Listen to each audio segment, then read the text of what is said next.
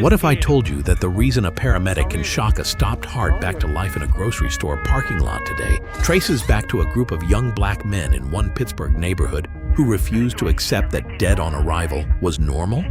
Before the late 1960s, most American ambulances were not miniature emergency rooms. They were transportation. In many cities, they were run by funeral homes. The attendants could drive quickly and carry a stretcher, but advanced medical care? That usually waited at the hospital doors. If your heart stopped in 1965, there was a good chance no one would defibrillate you on the scene. If you couldn't breathe, few people outside a hospital knew how to insert a breathing tube. If you were bleeding badly, survival often depended on whether you could hold on long enough to reach the ER. In black neighborhoods, outcomes were often worse. Resources were limited. Response times were slower.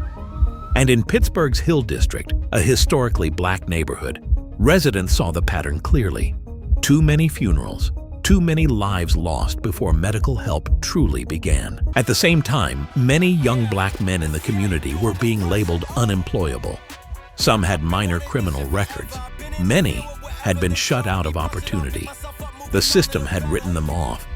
But in 1967, something extraordinary happened. With support from leaders like Dr. Peter Safar, often called the father of CPR, and the University of Pittsburgh, the community helped launch the Freedom House Ambulance Service.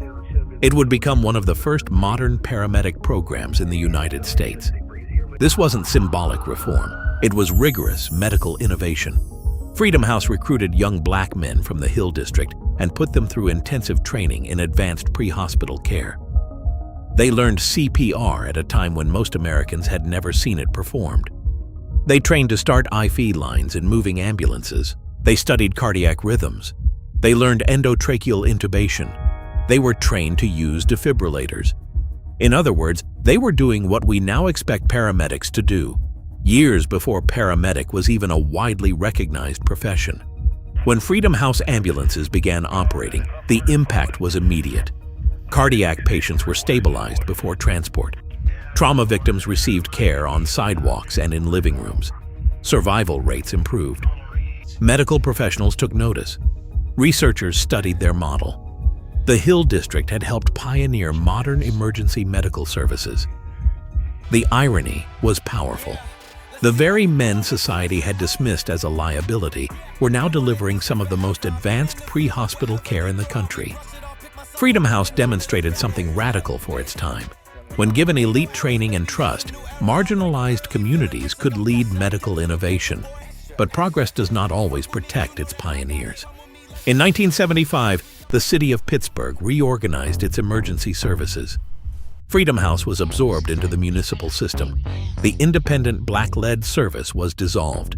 Its name faded from public memory. Its model did not. Today's paramedic systems, rapid response, on-scene stabilization, defibrillation, airway management, reflect the groundwork laid in part by Freedom House. When you see a paramedic restart a heart before the hospital doors open, you are witnessing a legacy shaped in 1967 by a community that refused to keep losing its own.